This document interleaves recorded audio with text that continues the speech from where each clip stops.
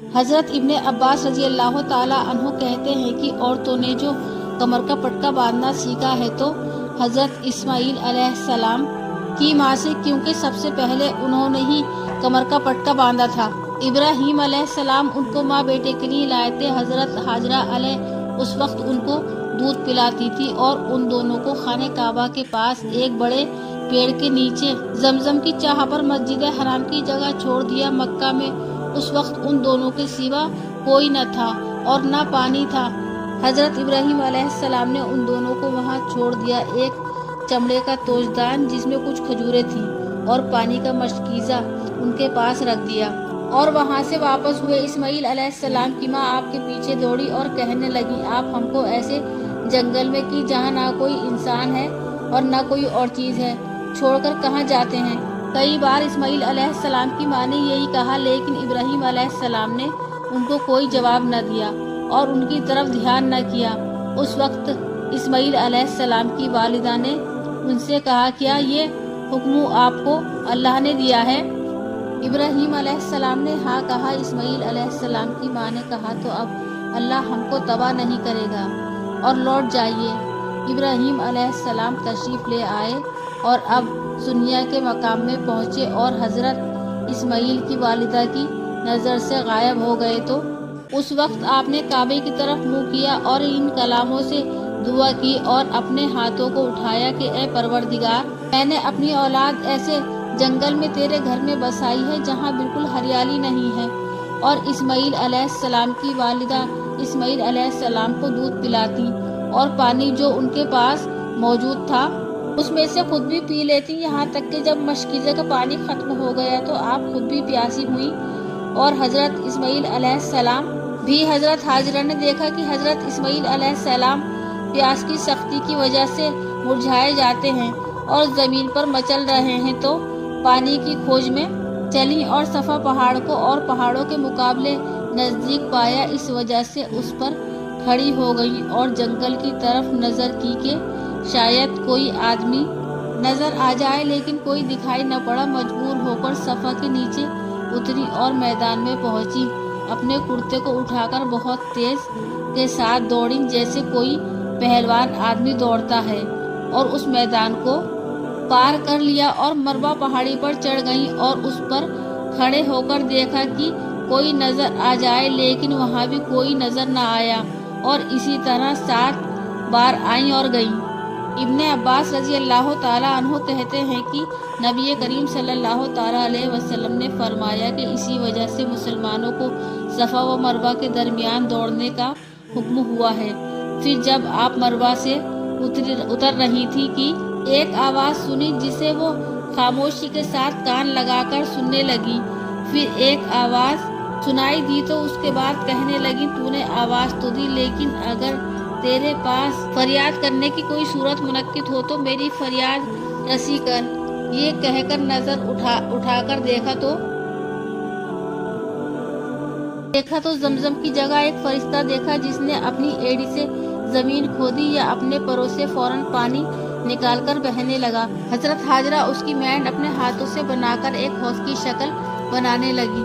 حضرت محمد مصطفیٰ صلی اللہ تعالیٰ علیہ وسلم نے اپنے ہاتھوں سے بنا کر دکھایا اور فرمایا، اس طرح بنتی تھی کہ پانی بہہ نہ جائے، اور اپنا مشکیزہ اس سے بھرنا شروع کیا، لیکن وہ جتنا بھرتی تھی اتنا ہی پانی بہتا تھا۔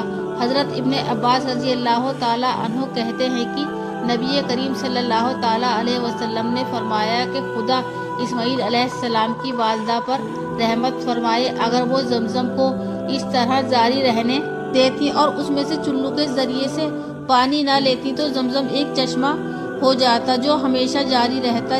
روایت کرنے والے کہتے ہیں کہ پھر حضرت ہاجرہ نے پیا اور اپنے بچے اسماعیل علیہ السلام کو دودھ بھی پلایا۔ اس کے بعد فرشتے نے کہا، جان کا خوف نہ کرو، کیونکہ یہاں خدا کا ایک گھر ہے جس کو یہ لڑکا اور اس کے باپ بنائیں گے۔ اللہ اپنے لوگوں کو ہلاک نہیں کرتا۔ اس وقت خانہ کعبہ زمین سے کچھ اٹھا ہوا تھا۔ جب پانی کے نالے اس طرف آتے تو پانی دائیں بائیں ہو کر بہہ جاتا۔ ایک عرصے تک یہی حال رہا کہ اتفاق سے ادھر سے ایک زرم کے قبیلے کا گزر ہوا۔ زرم کے رہنے والے میں سے کچھ لوگ کدا کے نام کی جگہ سے آ رہے تھے۔ وہ مکے کی میدان زمین میں ٹھہر گئے۔ ان کو یہاں ایک پرندہ نظر آیا اور انہوں نے یہ پہچان لیا کہ یہ پرندہ ضرور پانی پر گھوم رہا ہے جو ہمارے قریب ہے۔ حالانکہ اس زمانے میں وہاں پانی نہ تھا۔ ان لوگوں نے ایک قاصد ادھر روانہ کیا۔ قاصد آگے بڑھا اور حضرت اسماعیل علیہ السلام کی والدہ کو پانی کے پاس پا کر پوچھا کہ ہم کو اپنے پاس ٹھہرنے کی اجازت دیتی ہیں؟ آپ نے فرمایا کیا حرج ہے، لیکن پانی میں تمہارا کوئی حق نہیں۔ یہ بولے کہ کوئی حق نہیں۔ روایت کرنے والے کہتے ہیں کہ نبی کریم صلی اللہ تعالیٰ علیہ وسلم نے فرمایا کہ اس قبیلے نے حضرت اسماعیل علیہ السلام کی والدہ کو محبت کرنے والا پایا، اس وجہ سے اپنے گھر والوں کو وہاں بلا کر رہنا اختیار کر دیا۔ یہاں تک کہ ان لوگوں کے وہاں کچھ کام ہو گئے اور لڑکا بھی جوان ہو گیا اور ان سے عربی زبان بھی سیکھ لی، اور ان لوگوں کے نزدیک اسماعیل علیہ السلام ایک اچھے اخلاق والے آدمی ثابت ہوئے اور پوری طرح سے جوان بھی ہو گئے، تو ان لوگوں نے اپنے یہاں کی ایک لڑکی سے ان کا نکاح کر دیا۔ جب اسماعیل علیہ السلام کی والدہ کا انتقال ہو گیا تو ابراہیم علیہ السلام اپنی چھوڑی ہوئی چیزوں کو دیکھنے آئے، لیکن اس وقت اسماعیل علیہ السلام نہیں تھے۔ ابراہیم علیہ السلام نے ان کی بیوی سے پوچھا کہ اسماعیل کہاں گئے ہیں؟ انہوں نے جواب دیا کہ ہمارے لیے روزی تلاش کرنے گئے ہیں۔ پھر آپ نے ان کی زندگی اور حالات کے بارے میں پوچھا تو بیوی نے کہا کہ ہم سخت مصیبت اور تکلیف میں ہیں، اور آپ سے طرح طرح کی شکایت باتیں کی۔ یہ سن کر آپ نے فرمایا جب تمہارے شوہر آ جائیں تو ان سے میرا سلام کہنا اور کہنا اپنے دروازے کی چوکھٹ بدل دیں۔ چنانچہ جب اسماعیل علیہ السلام آئے تو ان کو اپنے باپ کی بو آ گئی، اس لیے آپ نے فرمایا کہ تمہارے پاس کوئی آیا تھا؟ انہوں نے کہا کہ ہاں، ایک طرح کے بوڑھے آئے تھے اور انہوں نے آپ کے بارے میں مجھ سے پوچھا تھا۔ میں نے ان کو آپ کی اطلاع دی تھی۔ پھر انہوں نے زندگی کے حال کے بارے میں سوال کیا تو میں نے کہا تنگی اور مصیبت کے ساتھ گزر رہی ہے۔ حضرت اسماعیل علیہ السلام نے فرمایا کہ کیا وہ تم کو کوئی وصیت بھی کر گئے ہیں؟ انہوں نے کہا کہ ہاں، یہ کہ میں ان کا سلام آپ سے کہہ دوں اور یہ کہ آپ اپنے دروازے کی چوکھٹ بدل دیں۔ حضرت اسماعیل علیہ السلام نے فرمایا کہ وہ میرے والد تھے اور انہوں نے حکم دیا ہے کہ میں تم کو طلاق دے دوں، اس لیے تم اپنے گھر والوں کے یہاں چلی جاؤ۔ یہ کہہ کر ان کو طلاق دے دی، پھر اسی قبیلے کی دوسری عورت سے نکاح کر لیا۔ پھر حضرت ابراہیم علیہ السلام کے یہاں سے واپس ہو کر جب تک خدا نے چاہا غائب رہے، اور کچھ مدت کے بعد پھر اسماعیل علیہ السلام کے یہاں تشریف لے آئے، لیکن مکان پر پھر کوئی نہ پائے تو ان کی بیوی سے معلوم کیا۔ انہوں نے کہا کہ ہمارے لیے روزی کے سامان کی تلاش میں گئے ہیں۔ ابراہیم علیہ السلام نے فرمایا کہ تمہاری کیسی گزر ہو رہی ہے؟ ان کی روزی کے ذریعے اور حالات کے بارے میں سوال کیا تو انہوں نے جواب میں کہا کہ ہم کراک دستی اور وسعت کے ساتھ گزر رہی ہے اور اللہ تعالیٰ کی حمد و ثنا کی۔ تو ابراہیم علیہ السلام نے پوچھا کہ تم کیا کھاتی ہو؟ تو انہوں نے جواب دیا کہ گوشت۔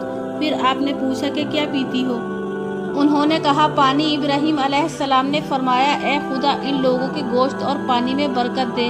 نبی کریم صلی اللہ تعالیٰ علیہ وسلم فرماتے ہیں کہ ان لوگوں کے لیے غلہ و اناج وغیرہ میسر نہ تھا، اگر ہوتا تو آپ ان میں برکت کی ضرور دعا فرماتے، اور آپ نے فرمایا کہ مکے کے علاوہ جو شخص ان مداومت کرے گا ان کو یہ دو چیزیں موافق نہیں آئیں گی۔ ابراہیم علیہ السلام نے فرمایا کہ جب تمہارے شوہر آ جائیں تو میرا ان سے سلام کہنا اور کہنا اپنے دروازے کی چوکھٹ کو باقی رکھنا۔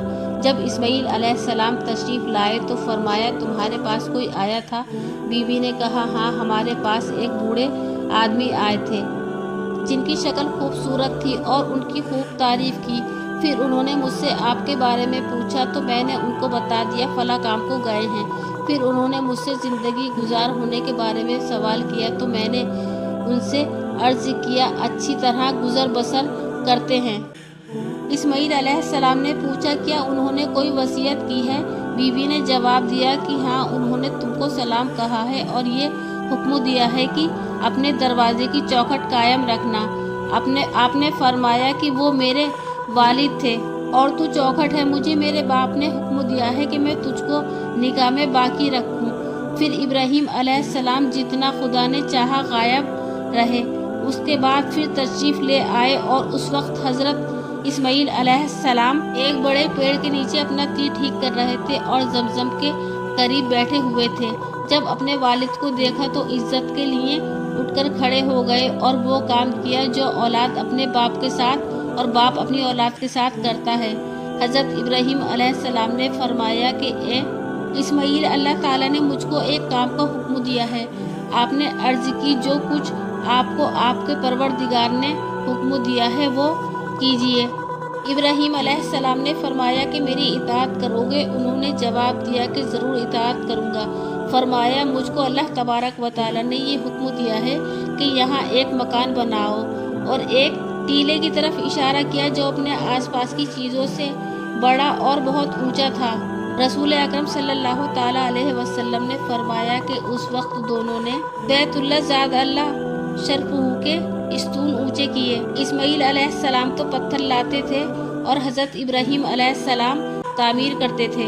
यहाँ तक कि जब इमारत ऊंची हो गई तो उस पत्थर को, जिसको मकामे इब्राहीम कहते हैं, लाए और उसको उस जगह रख दिया, चुनाचे जहाँ इब्राहीम अलैहिस्सलाम उस पर खड़े होकर बनाते जाते थे और इस्माईल अलैहिस्सलाम को पत्थर देते जाते थे और दोनों कहते जाते थे, ए परवरदिगार, हमसे कबूल फरमा, तू सुनने और जानने वाला है। रब्बना तकब्बल मिन्ना इन्नका अंतस समीउल अलीम।